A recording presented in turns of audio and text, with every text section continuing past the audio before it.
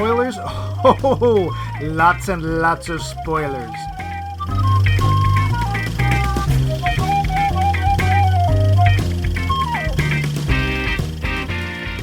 Shh, listen for a moment. Everyone swears there's just one host of this podcast, but if you block out everything else, just really, really reach for it, you'll realize that there are two. One precedes the other by fractions of a second. Mike. Max. There, did you catch it? Let me play it again. Mike. Max. Mike. Max. It's not a conspiracy theory. I can prove it. I am not insane. Lando shot first. Itchy is a woman. And where there's a Max, there's a Mike. And movies. We aim to entertain, even though our site is bent sideways. We're working our way through single year in this series. That sure was 1981, and boy was it. So far, we've stolen treasure from the hands of Nazis and lots of solid brass goodies from history's finest. This week, we're all a chill while watching and discussing Brian De Palma's cult classic, Blowout. It's about a kid's birthday party and what happens when all the candles are snuffed. Wait a minute. Or something. On the left, recording everything I say in case it might someday make sense, is that master of the microphone, Max Levine. Make noise, Max. Will you please speak more clearly into your glass of water? Because that's better. And I am the I'll be back to pick you up later of the jet set, mandatory Mike Luce. That made sense. Mr. Microphone. Yes, get it, Mr. Microphone. If you don't know what Mr. Microphone is, good. Consider yourself lucky. Yeah. Blowout is a first for us, and it might be with you as well, but it must come second, as our poll questions always take center stage. Last week we asked, what movie cameo by a movie star or other famous figure caught you most by surprise or was the most fun? Were there answers? Yeah, sure, you betcha there were. Vince, play that polka for me, big boy. Have some lutefisk out of petty cash. Vince, our cuddly friend from up north, who uses the website, gave us, quote, the appearance of Peter Falk as himself in the German film Wings of Desire. Wings of Desire. He is a total surprise and delight. I love that film, but he really adds something to it. Only he could, end quote. I wonder if he just wanted to know just one more thing. Yeah. Thanks, Vince. DeWeese, my buddy, gave us, quote, Backstreet Boys in This Is the End, end quote, which that was a surprise. I didn't know. Thank you, Weasel. Next up is Jess Miller, who offered, quote, Matt Damon in Deadpool 2. I didn't believe for a long time that it was actually him, end quote. Turns out it was. And all for 50 cents. I had forgotten. I thought she was mixing up Brad Pitt in Deadpool 2, but nope.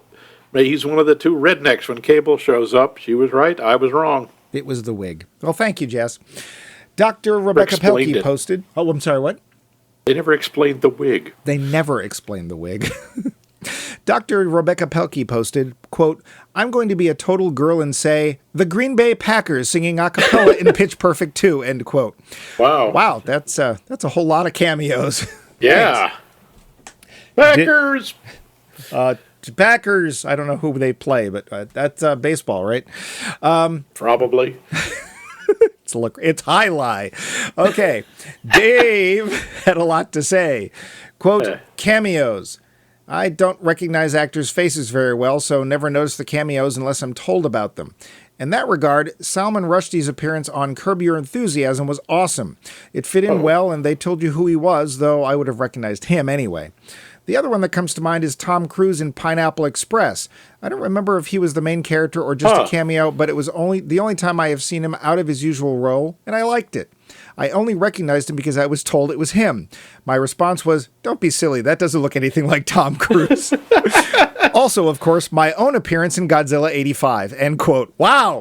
I got a bargain in that answer, and now I know a real live Godzilla actor. Yep. He was crushed in scene 814. Yeah, sure. Thanks, Dave. Val, our friend in L.A., Tinseltown, the Big White Way, sent, quote, the first one that comes to mind is Keanu Reeves and Always Be My Maybe, end quote. Hilarious! Is that the one where he plays himself? Yep. Cool. Yeah, and he is hilarious. He is having so much fun playing himself as a complete jerk. Well, thanks, someone not related to me. Tony Kellner posted, quote, David Bowie in Yellowbeard, uncredited, I believe, and a dreadful movie, end quote. That was a movie that should have been so good. The cast was unbelievable, and the script was unbelievable. Yeah, not one of the better efforts from a Python alum. Thanks, Tony. I think was that a Terry Jones film? I think it was. I can't remember, but it had like 3 of the Pythons in it. Yeah, and as well as like Peter Cook and all. It had like comedy royalty in it, and it was awful. All of the Monty, none of the Python. Yeah. Anyway, thanks, Tony. Not at all my cousin Regan McStravick tossed out. If we're going for awful movies, Judd Hirsch as a New York City cabbie in Sharknado 2 is pretty inspired. All right, that's not fair. There are so many cameos in that movie. That movie is mostly cameos, although Judd Hirsch's is probably the most painful. Wheaton? Eaton. Love that. Also, Brad Pitt as the honey bear bong smoking roommate in True Romance, or for that matter, Val Kilmer as Elvis in True Romance, end quote. Yeah. Oh, thanks, Regan. That's a lot of stuff that some of which I didn't know. We always appreciate your answer and the content you provide for our little show, so thank you all. Bumpy bucks and bumpy bills for everyone. Use them for whatever they'll fold into. This week, before we get to this week's question, Max, since this was your question, who's your favorite, pop-up or cameo or, gosh, why is Ronald Reagan in this film? I got to say, I was kind of surprised someone actually came up with mine, and the one that surprised me the most was David Bowie in Yellowbeard. I remember he's in one scene. I think he has maybe 2 lines. They're incredibly short. He's on screen for like 30 seconds, and I just remember sitting there going, that cannot possibly be David Bowie. And then you see his eyes, and it's like, it's David friggin' Bowie. So I think it was that, and actually thinking of Deadpool 2, Brad Pitt shows up in that just enough to be electrocuted. And that seems fair. Yeah. So it's not really the right thing we're looking for, but I think my favorite appearance by somebody who's not an actor in something, and it's not even really a TV show, is the episode of Comedians in Cars Getting Coffee with President Obama while he was in office. The man had it's such not really a a cameo. I mean, he was the guest. I know, but it's not really, doesn't really fit the question, but I couldn't think of anything I liked better. It showed that not only was he actually pretty cool and he had a good sense of humor, but they got to play around with stuff in the White House, which was a lot of fun. Other than that, boy, I don't know. I mean, again, that's not a cameo, so I would say something like Martin Landau in Ed Wood, because it's like Martin Landau's an actor I've never particularly cared for. He's okay, I guess, but he did such an amazingly good job in that. Besides, he was a major role. That wasn't a cameo. So I don't have a good answer for your question. Too bad. All right, well that's it. You have to go sit in the punishment stool. In the punishment stool? That's disgusting. You heard me. Bumpy, don't you dare put that tail down. Ugh, nasty punishment stool. Ew. Anyway, this week we have another movie-related poll question. What movie do you like exactly as it is? You wouldn't change, not in cast, plot, dialogue, nothing. You literally think, no. There's no little niggling thread you would pull out. There's no, if only for that one tiny thing this would be perfect. No. What film are you like, no, don't touch this. Cast it in amber. Leave it alone. Let us know. Santa Claus Conquers the Martians. Oh, that was mine. Oh. Well, of course, that's the obvious answer. Well, true. But if you have a different obvious answer, let us know when we just might, add a new line of puddings to the Bumpy Hut catalog, the only catalog made entirely of NFTs. But for the moment, it's time for trivia. The show. Blowout, in case you forgot the name of the film. Trivia for Blowout, because we do a lot of talking. This is the movie about hairdressing, right? And what happens if you use your hairdryer too much? That's Blowcomb. And Blowcomb 2. I thought that was Flowbee. The Flowbee. Yes, This film actually literally has nothing to do with hair. But trivia, budget, $18 million. A great deal of that is caused by hiring John Travolta, it seems. Take $13 million. Oopsie. Oh, wow. Yeah. We'll come back to that in the trivia, as a matter of fact. That big scene that takes place during the parade in Philly, yeah, it's a reshoot. Seems the original footage was in the back of an unlocked van that was parked at a Dunkin' Donuts. Somebody came by and stole the van. The original footage was inside and never recovered. Oh, dear. Yeah. John Travolta's laid-back performance was partially brought about by lack of sleep. He suffered insomnia while filming. I would have thought it was, because he was John Travolta. He's usually actually a little bit more hyper than that. What's the Battlefield Earth? There we go.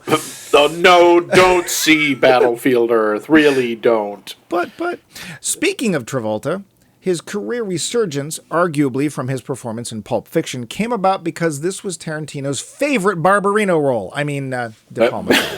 Huh. Yeah. Oddly, it was this film's poor performance which started the downhill slide to Travolta's career. Nancy Allen. Say what you will, but she was the director's wife at the time. Oh. Yeah. Okay, that explains a few things. I say we'll get back to that.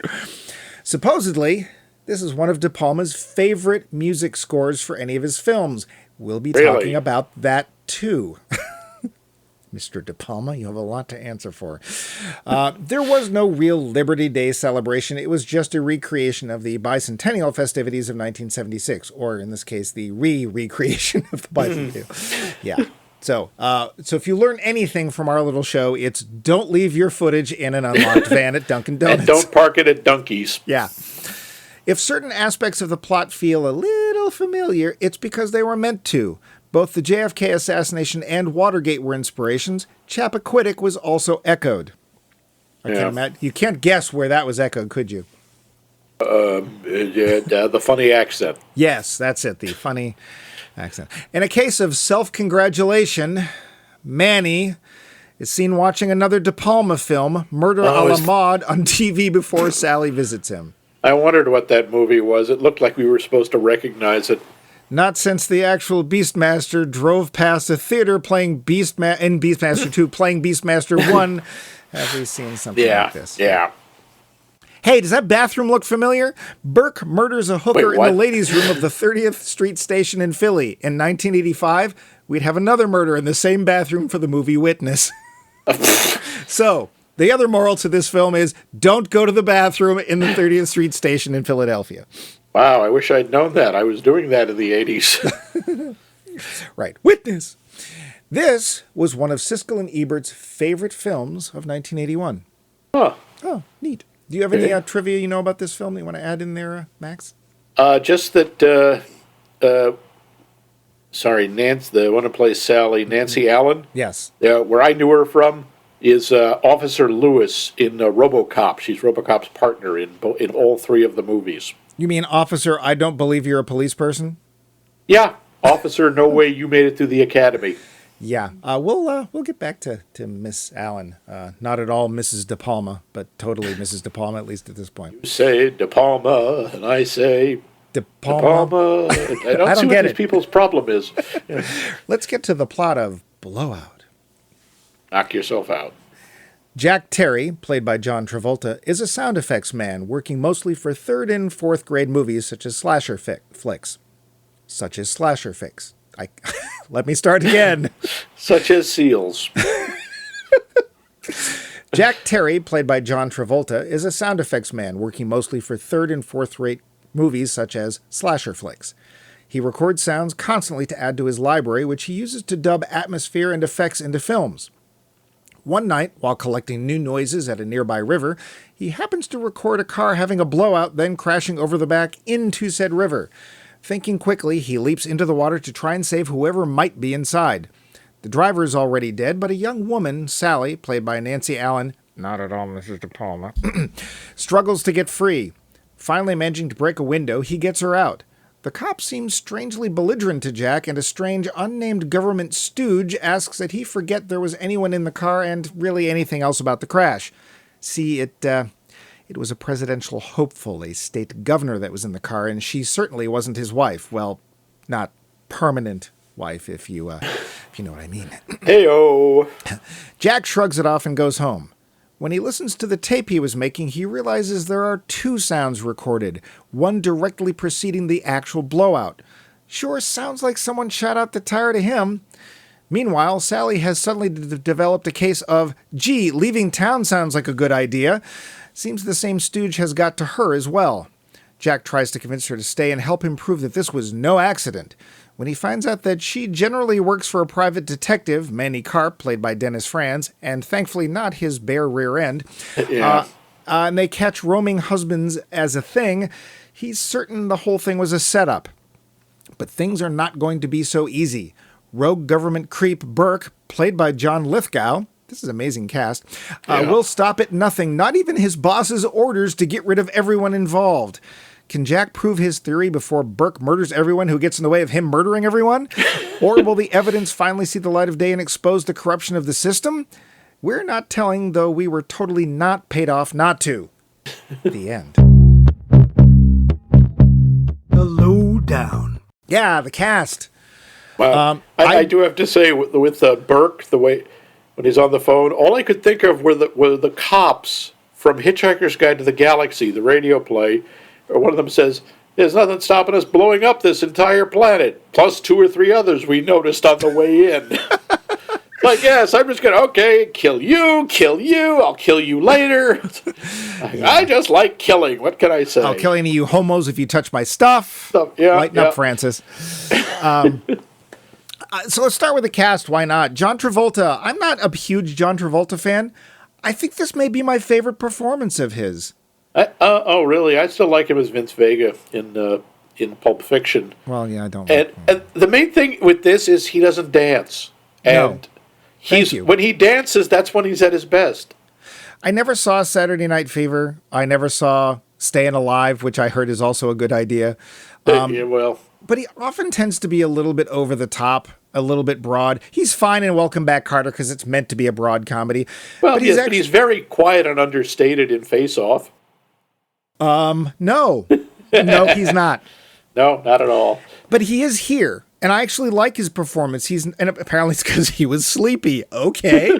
Who would have known that the Stanislavski method involves not getting any sleep? But apparently it does. I find him believable. Sure, he could be a sound guy. I totally believe he's working for a low-budget film, as he's in one. But I thought he was good. I was not a Travolta I'm used to seeing. What? Who? Nancy Allen, let's get right to that. She's in this film. Look, she does okay in a rather thankless part. I mean, but yet you get she comes off a lot more, I don't know, like a 30s gangster mall. You know, her performance would have been fine about 20 or 30 years earlier. She's not entirely unlike Lena Lamont in Singing in the Rain. Oh, there's a little of that. Quite honestly, Lena Lamont is a little bit more interesting. I think my note was she was more convincing as an actress when she was sedated. Because once she's no longer under the influence of, because she's the woman who was in the car that went into the water. Once she's no longer having been sedated at the hospital, I honestly thought she was kind of terrible. I didn't think she was terrible, but she certainly, there's no subtlety to her performance, and the shifts in the character don't make any sense. Yeah. Dennis Franz, not my favorite Dennis Franz performance either. He's a little too pushy, a little bit too much. He kind of calms down later on, but there's footage of him actually practicing what he's going to say to Sally when she shows up at his apartment, and it felt like we just saw the rehearsal for the movie. I kind of like the idea that he's both sleazy and not confident. But the thing is, he is just, hello, I'm completely sleazy, and I'm just going to get sleazier, and I'm going to do everything you think I'm going to do. And I was perfectly happy when Sally hit him on the head with a bottle. Yeah, and then he falls back into this really weird crucifixion thing. Yeah, a little bit of a cruciform pose. I don't know what the heck that was about. And again, a classic. There are certain things De Palma is really known for in terms of camera angles. He loves top-down shots. Yeah. And there were top-down shots aplenty, and he loves that split-screen stuff. Yeah, which is probably apparently Dressed technically... to Kill. Yeah. It's probably the most famous version of that, but...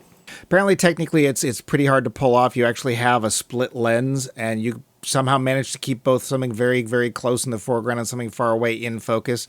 Sadly, you probably wouldn't even need to do that these days. But and then the only other big name in the film is John Lithgow in a performance that is pretty much unlike everything else I've seen him in. And I've seen him play scary characters. I've seen him play serial killers before, and he's disturbingly good at it. Yeah, he is really creepy in this.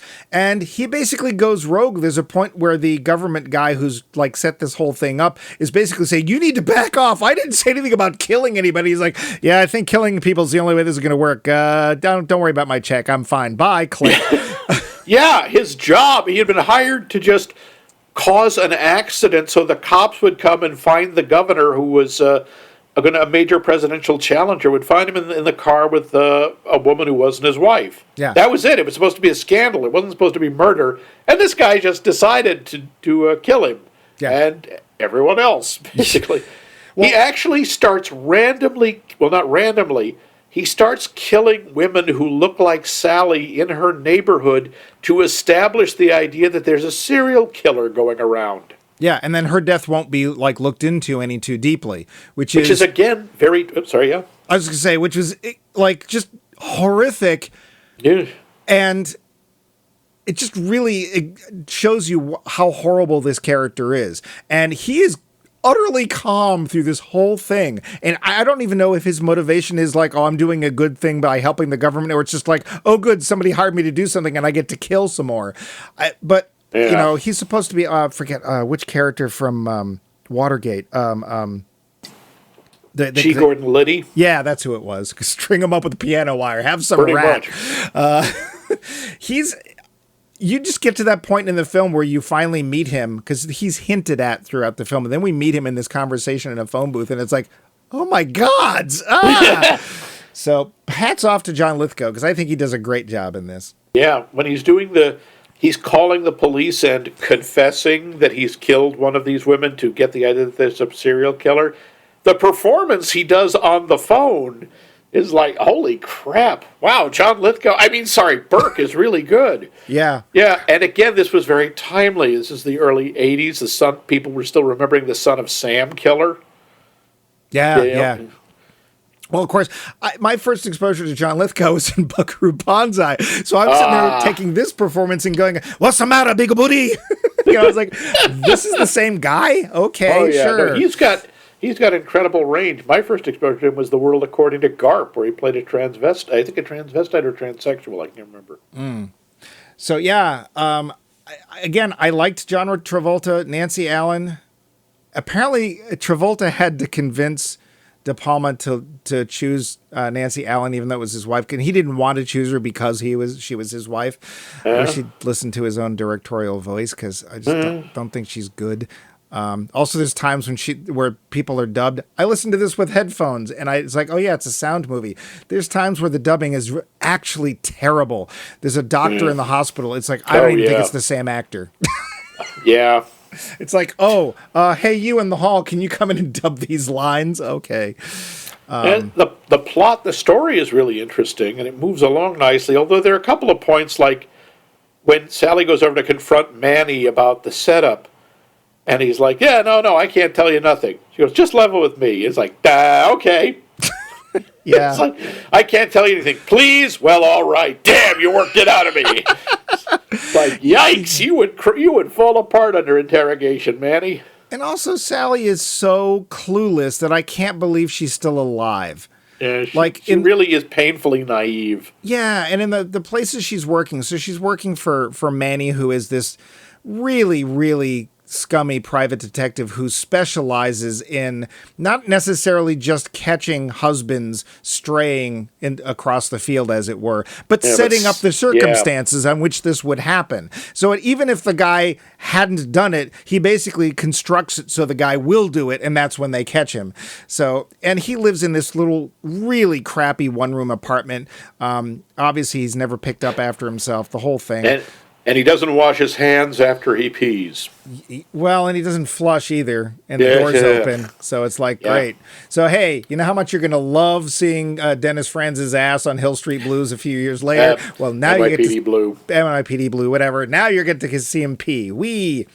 And speaking of stuff like that, I would like to go out on a limb here and say that the only reason this film has an R rating is the first 5 minutes of the film, which have nothing to do with the rest of the film. Because we start seeing John Travolta's character, Jack, or whatever his name is, doing the sound effects for a grade Z slasher film in which there are plenty of, shall we say, nude young women being murdered in the shower and whatever. This has nothing to do with it. I was suckered in. I got to tell you, the first minute or so, I thought, wow, I didn't think this was a Brian De Palma kind of movie. I mean, God, this is like some terrible slasher movie. Oh. Yeah. And I thought, well, how could people like this film? It's so terrible. And then you realize, but literally they're just showing the murders and the naked women for the R rating. Like the rest of the film's really not that violent and there's no other sex in it. I don't know. The murders with the ice pick and the strangle wire, that's pretty unpleasant. But you don't really see anything. It's not very gory, that's true. No. And, you know, then the killer in the slasher film, he turns around and it's like, is that Kim Jong-il? I think it is. In a tracksuit with an ice pick. Okay. Yeah. And I get what they're doing, but it really does throw you because they basically, it's like, here's the start of our story. Oh, just kidding. Hope you enjoyed the boobs. I kind of like that because I think it plays into it. It's like in some of the themes of the movie. It's you don't know what you're actually seeing or hearing. But it's one of the most gratuitous openings of a film I've ever seen. Yeah, it's pretty gratuitous. And I saw Showgirls, so there. Yeah. So we get down to this area. I don't know where this is in Philadelphia. I'm assuming that's where De Palma's from. That's why he shot there. But there's this really neat area where there's basically two bridges, and there's one over the other, and we have this really cool scene where we get to see... I got to check, make sure it's Jack. Is it Jack? I'm pretty sure it's Jack. Yes, Jack Terry. Yes, it's Jack. Is recording sounds, which is what sound people do, or at least they did. Now they just sort of, I don't know, snap their fingers and ask Siri for something. I don't know. Yeah. He's out there with a shotgun mic and a reel-to-reel tape play. I was like, wow, a lot of people aren't even going to know what that is. Yeah, but it's like, this is what you did. Like, all of Star Wars. I wish I could remember the name of the guy who did the sound for that, but he had to go out and come up with the sounds for the blasters and the lightsabers because that didn't exist. Now they reference his stuff, but they would go out with a microphone and a reel-to-reel deck and find these sounds and use them for films, and that's what they do. And one of the cool things about this is we're doing a little bit of that behind-the-scenes of movie-making thing, but it also gets you to wonder about the movie you're watching, which I thought was kind of cool. And it's a kind of dark and unpleasant touch that comes back later, is that in the opening, they're having trouble because the lead actress can't scream convincingly. Yeah. In fact, as I said, it sounds like a cat being strangled. And she actually can't. It's like, how bad could a scream be? Well. And they keep trying to bring in other people and loop in there, and all the other women they're using are terrible because obviously they're paying them, I don't know, a cup of coffee and a nickel. Yeah. So they're not getting anybody good. And yeah, the what he ends up using is really disturbing. Yeah, we'll get to that because the ending is the ending is weird. So there are some very cool anachronisms in here, not least of which are the cars. They're sitting there going, oh, yeah, I remember that. I used to drive that, and I remember that. But also there's one point, and it's just like there's no attention paid to it. No one's saying anything. There's no signs. But after Travolta has gotten Nancy, or Sally, I should say, out of the river, and they've taken her to the hospital, he is waiting around and smoking. In the hospital. And I still like that, nobody bats an eye when he takes her. She doesn't want to go to her apartment. He doesn't want to go to his. So they go to a motel, and he's carrying this half-conscious woman from his car to the hotel, into the room. Nobody says anything. No. There's a bit where we see Jack working on a movie, and he's got the TV playing, and they do this thing, or I should say De Palma does this thing, where Jack is in the background working so that we're watching TV. And it's a little heavy-handed, because what is it? It's the news, and they're talking about this presidential hopeful. And of course, when that popped up, I wrote instantly in my note is like, oh, is this going to be a political thing? Are we, because I didn't know. And sure enough, the guy they're talking about in the news story just happens to be the guy who just goes over the bridge in the car into the river. Yeah. So it's like, okay, not very subtle. I mean, I know it's hard. I don't even know if they needed that. Like later, we just suddenly found out like, oh, who was this? Like if they didn't have that news story thing, I don't know that I would have missed it. Would you? No, probably not. Although I was glad to have it a little spelled out because we don't really learn much about the governor. I don't remember his name. Dead guy. I believe he was Governor Dead Guy. Yes, Governor Deadman. Deadman. Yeah, they probably changed it. Exposition is a sore point. I know Max often finds it annoying, and I think I'm a little bit more sensitive to it than he is. But when you just basically come right out and say, we need you to pay attention now because what I'm telling you will show up in about 5 minutes. And it's like, okay. But I think you could have left it out. And there's a couple of other points in this film that I think you could leave out, but we'll get to that. I don't know, when you were watching the initial, because you hadn't seen this before, right? I have never seen this, no. Well, I had never seen this before. I've totally seen it now. Good. Yes. When we see the incident where he's out just recording, everything's peaceful, it's quiet, etc. Yep. And the car goes over the bridge, and he's like, oh my God, did you notice somebody in the background? Yeah, I did. I saw somebody running across, which I assume was Manny. Well, later, but it's like one of my notes was like, "Who's the other guy?" There's, was that actually the cameraman? We're not supposed to see him. It's like they don't make any reference to it at all, and it's one of those things where if they hadn't addressed it, I'd have been pissed. But I really liked it the way it worked out because it's like there's somebody else there. Are they going to deal with that? They don't draw attention to it. There's no zoom. He's just in the background, and you could, if you were looking in the wrong place, you wouldn't see him. No, and in fact, I don't think Jack saw him either, because the only reason he finds out about him later is because the guy sells the footage. Well, it turns out that this whole thing was set up because of Manny. Like, Manny was approached by the government guy, the stooge, to basically have Sally in the car, et cetera, and he would just get photos of it. Like, oh, there's a traffic accident. Look who happens to be in the car. Click, click, click, click. Although he actually took movie film. Yeah. And then he does something which, quite honestly, I think probably would have meant that Manny got bumped off later, is that he sells his footage to anybody who's willing to buy it. Yeah. So, but I thought that was cool that there was this, like, we as witnesses saw something too, and it's not even addressed, and you sit there and wonder. And if they hadn't addressed that, if De Palma had just let that detail go, I'd have been pissed. But my note was like, who's that other guy? So, no, that's a nice touch. Yeah. Then we get to point. Oh, go ahead, please. I was just thinking in terms of the times. I was like, man, I guess in '81 they didn't have safety glass in the car windows because when the car is at the bottom of the river, Travolta breaks the window with a rock.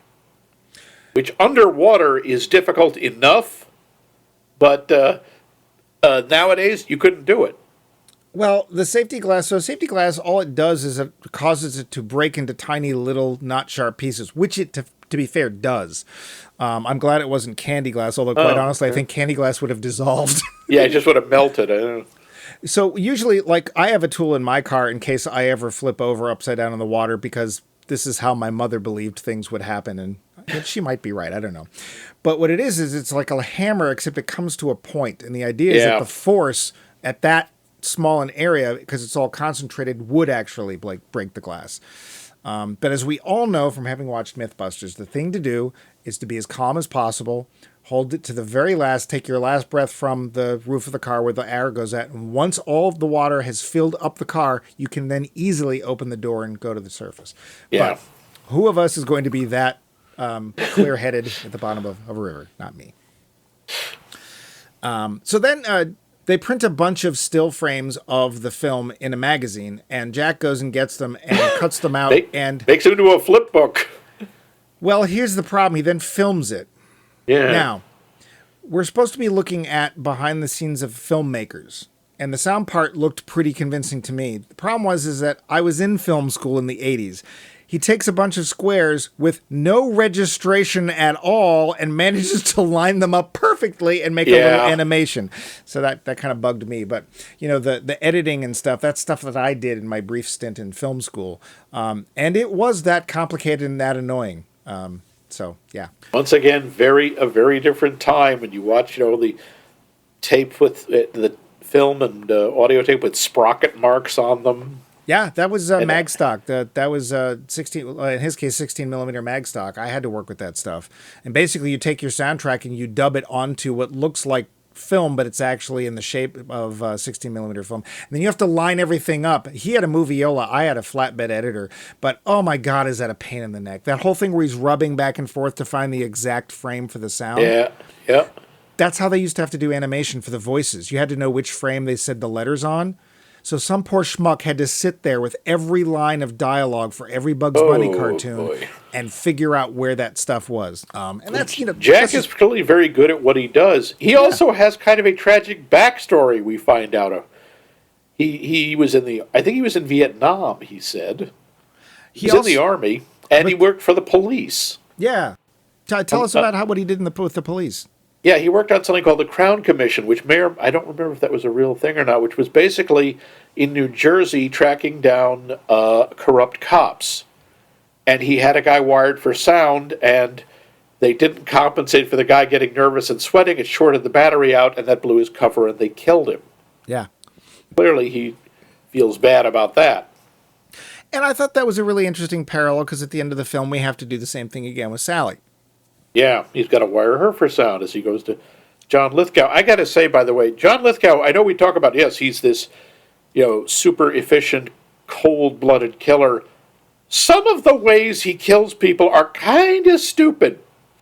Okay, such as? Well, let's see.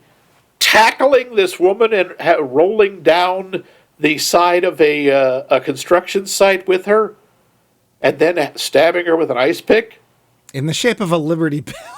Yeah, like a Liberty Bell. And then, first of all, he has that same kind of Robert Shaw, James Bond strangle wire watch. Yeah. And he kills another woman by reaching over the stall of a bathroom and hoisting her up on the wire.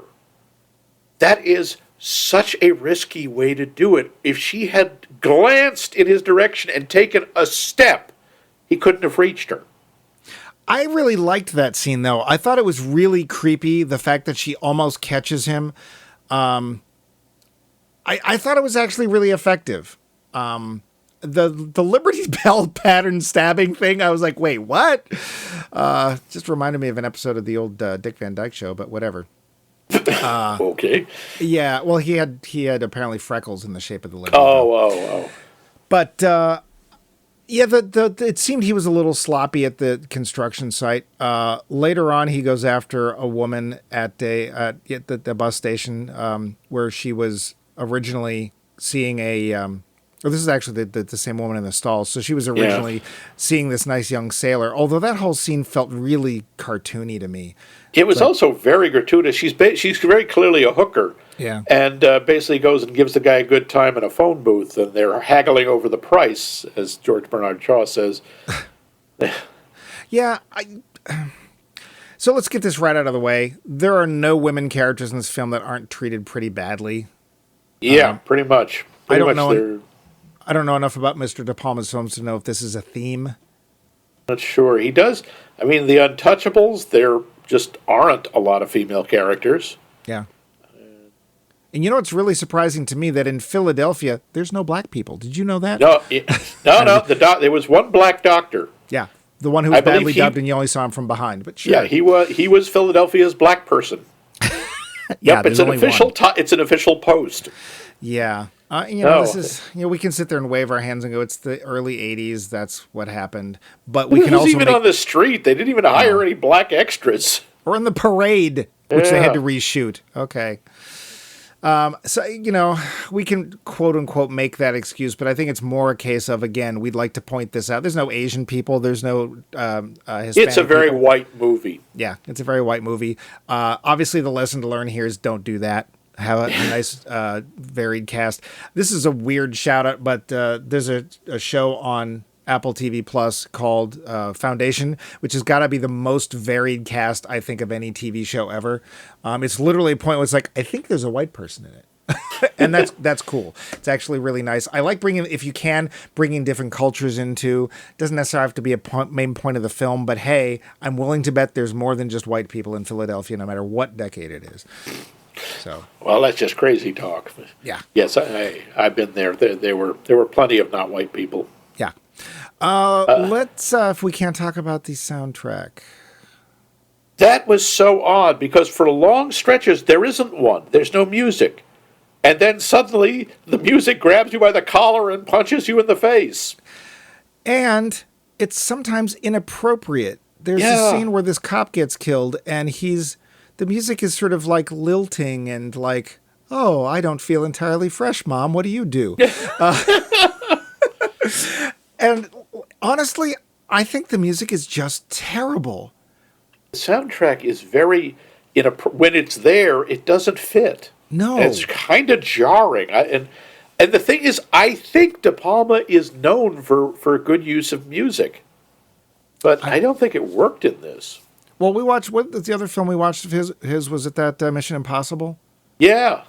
Which bears almost no resemblance to this film at all, though to be fair, it was a lot later. It's 20 years later, yeah.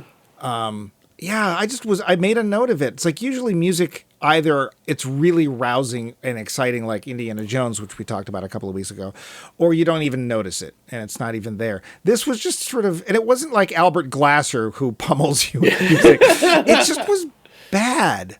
And I'm amazed that he liked it so much. So yeah, that was very strange. Yeah.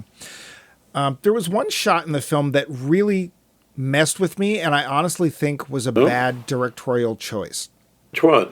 So, at one point Jack has made this film out of the flip book, more or less. His version of the Zapruder film, basically. Yes, basically, which of course is what echoes the JFK assassination.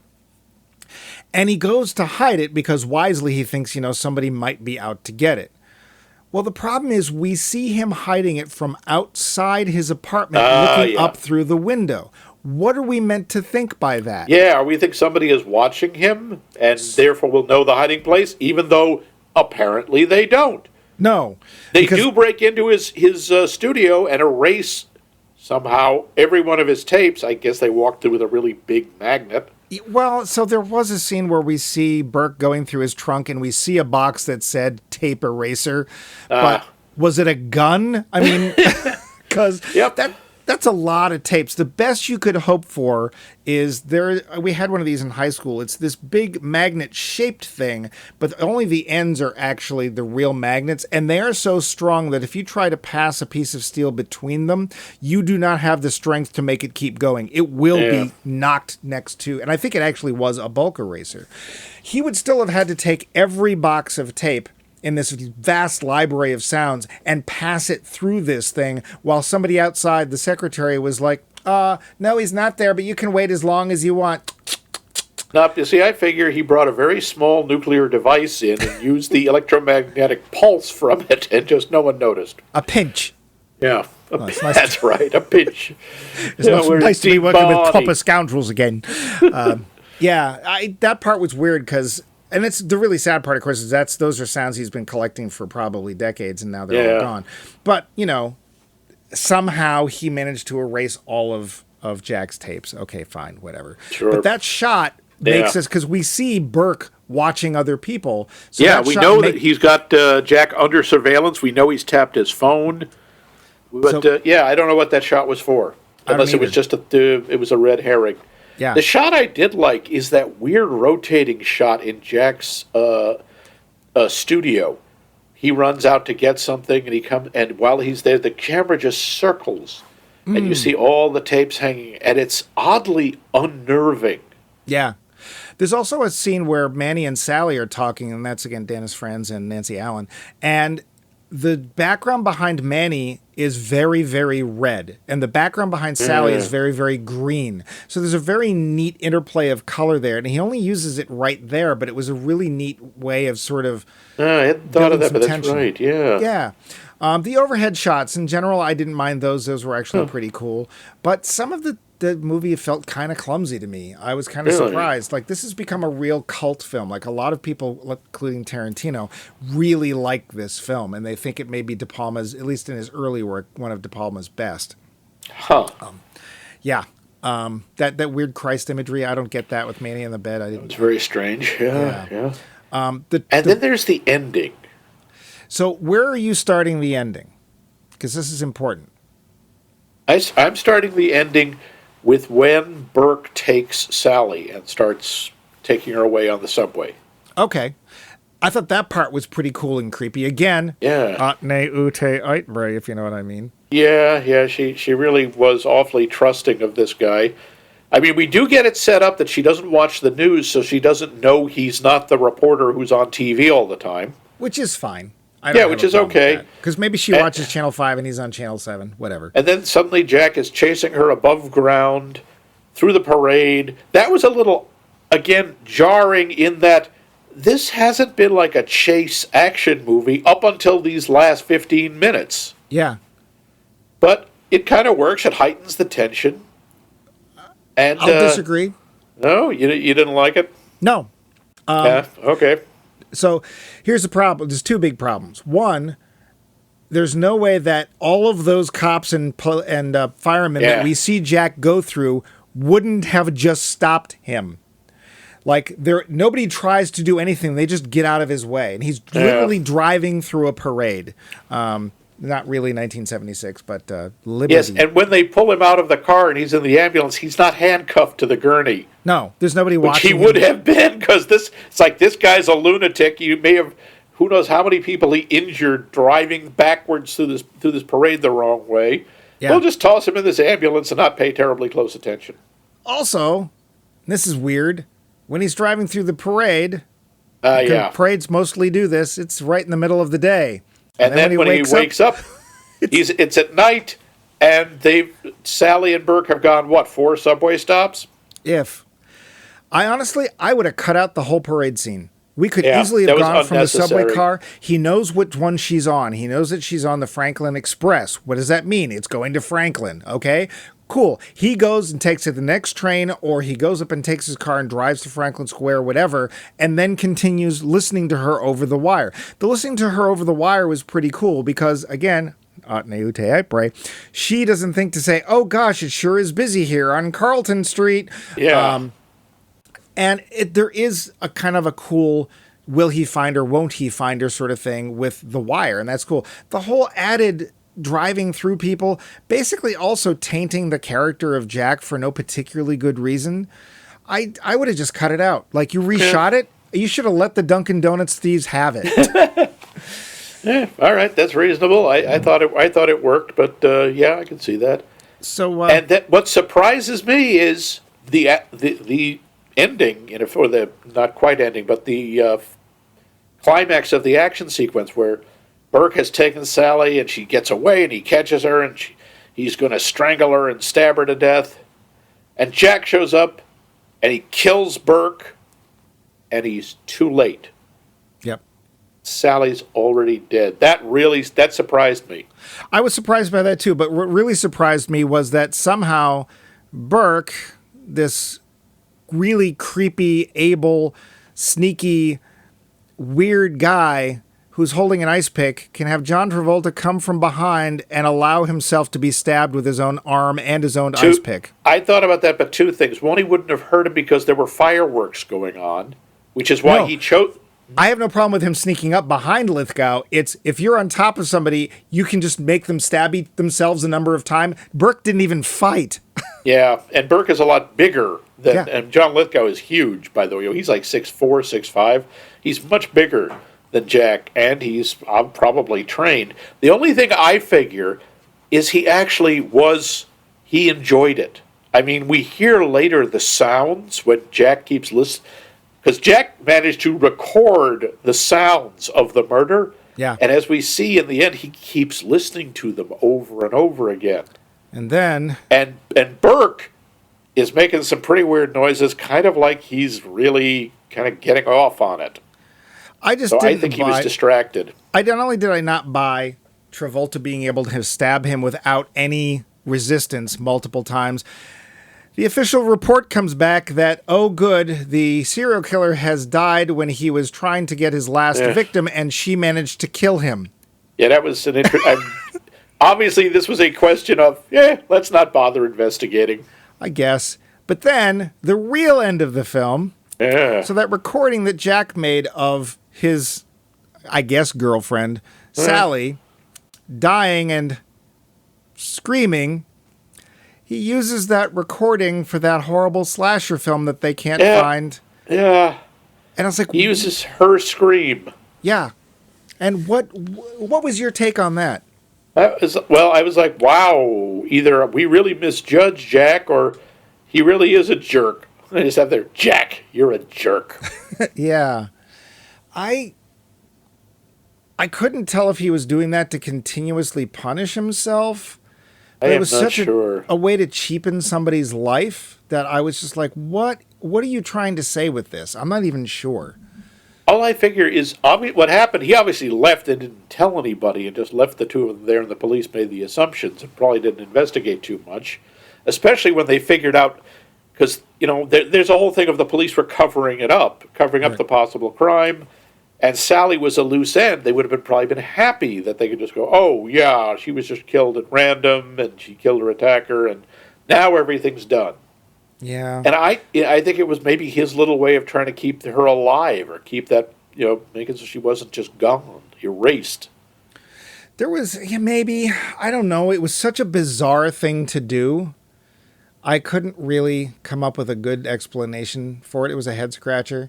There's also at the end when Burke and Sally were on the rooftop during the fireworks display, there was an unfortunate reference I couldn't help but make. I don't know if you made it too. Oh, you were thinking American style. God, yeah. Love. That was not his fault. That's just, yeah. Yeah, and if you don't know what Love American Style is, good. Yeah. Another one of those things that we like to warn you about. We have our talking points I'd like to get to, if you don't mind. So, was this film a standout for the year of 1981?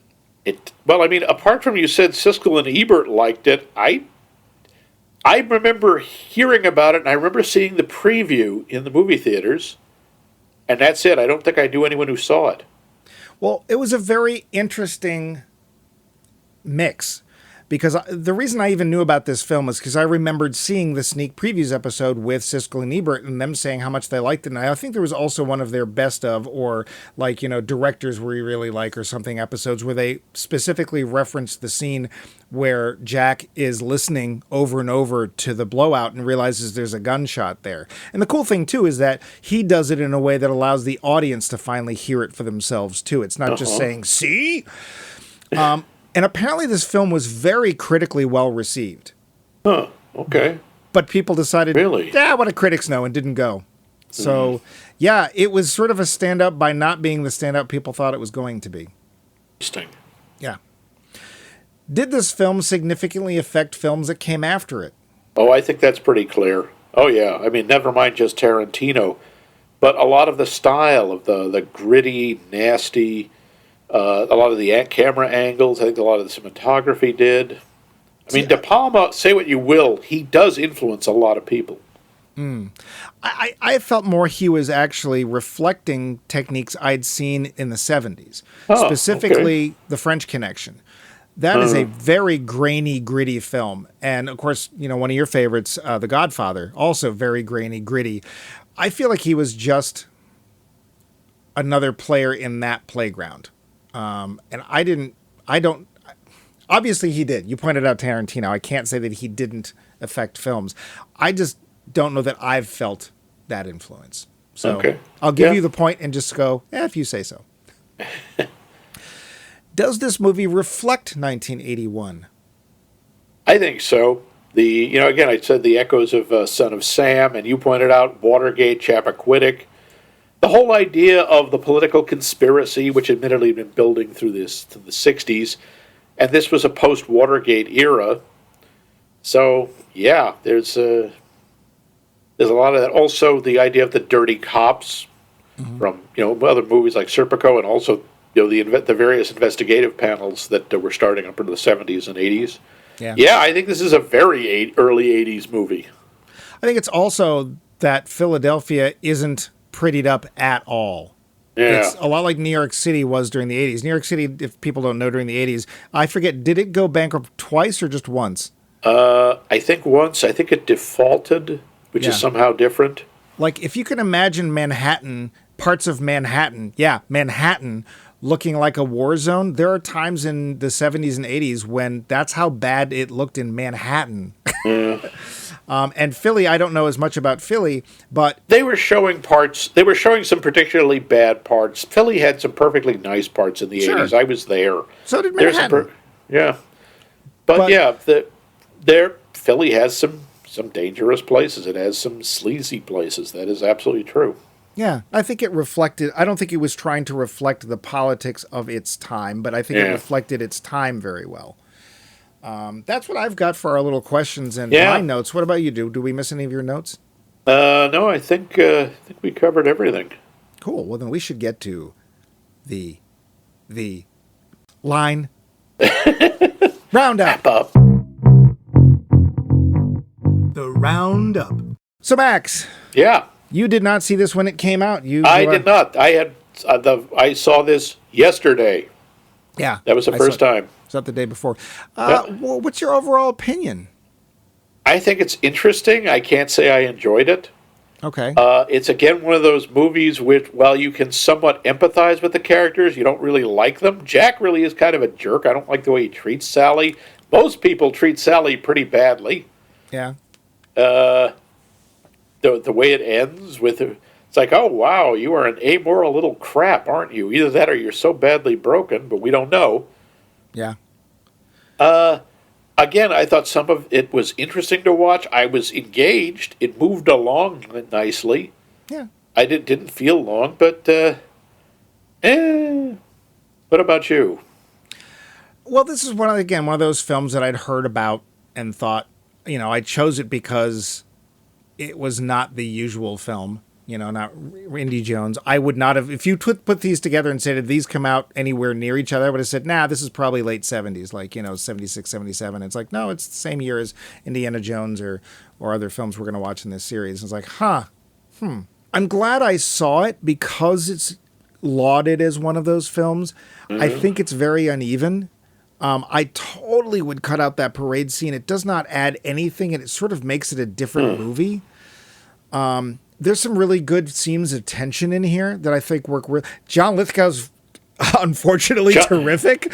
John Lithgow's performance, I think, is the best thing in the movie. Yeah, I would agree. Travolta is good. I think he does a very good job, and he doesn't just do his usual, sweat hog performance. Yeah, or Danny Terrio or whatever his character. Not Danny Terrio. What's his character? What's his name? Adrian Zmed, one of those. Adrian Zmed. Yeah, right. I liked him. I thought he was doing very well. There's a couple of character choices like that very end thing where he uses the scream in the movie, and like I can't figure out what the point of that was. And it could have been something interesting, but that's when the film ends, so it's too late. I like the idea of the whole seeing part of filmmaking we never think about, the sound. Yeah, that is interesting. Watching the whole sound editing and what they had to go through, especially back then. Yep. Without digital technology. Yeah. And I think, too, I wish the film had been more about that. Like, he had focused a little bit more on the fact that what you're seeing is really not what you're seeing at all. And, of course, that's the whole point of the blowout, is that it's supposed to be a blowout. Well, it wasn't a blowout. Well, this guy drove off it turns out that it wasn't his wife in there. Oh, and as it turns out, that whole thing was staged. Like, the whole thing, in a way, is kind of a commentary on the fact that when you're watching a movie, everything is fake. And I don't think they don't do quite enough with that. And I would like to have seen more of the whole sound thing. I thought that was interesting. And I just came from having been to the Museum of Gosh, Aren't We Amazing? I'm sorry, the Academy Awards Museum. And they have a whole thing about sound, and they show a scene from Indiana Jones where they have the original sound that they recorded on set, and it's terrible. And they go through all the steps it takes to get to what we think is the sound of the scene, and the sound of the scene is almost nothing of what was filmed. So again, there's some cool parallels here. They just I don't think he really does them very well. So I would say I don't see the cult film thing. I don't see this as being that amazing film. I don't see Tarantino being in love with the film. But I'm still glad I watched it because I think it was... Yeah, I think it was interesting. And if you're a fan of De Palma and you want to see some of the influence of his earlier works, yeah, it'd be worth it to check that out. As a piece of film history, sure, I would see it. But it's not fun. No, it is not fun.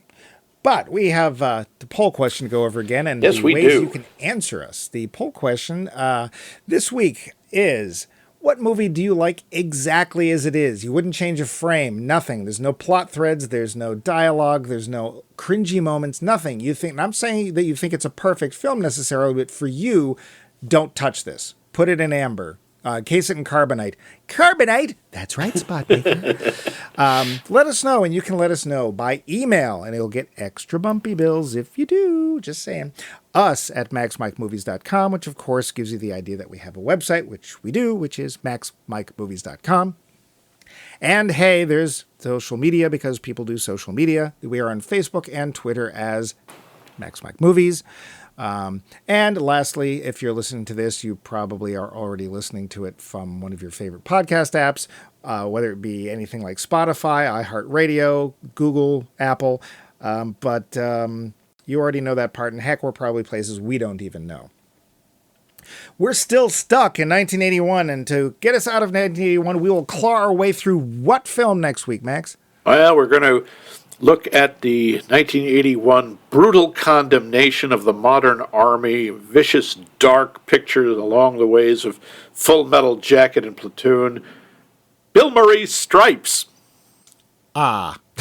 I haven't seen it in a while. I'm pretty sure it's a dark, grim war movie. Social commentary, huh? Yep.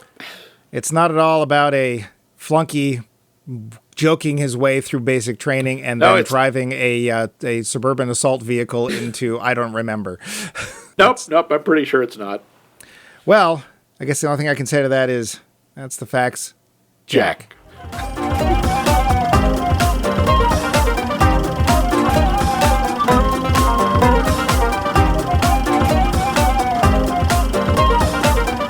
This has been a co-production of The Voice of Max and The Movie Wrench.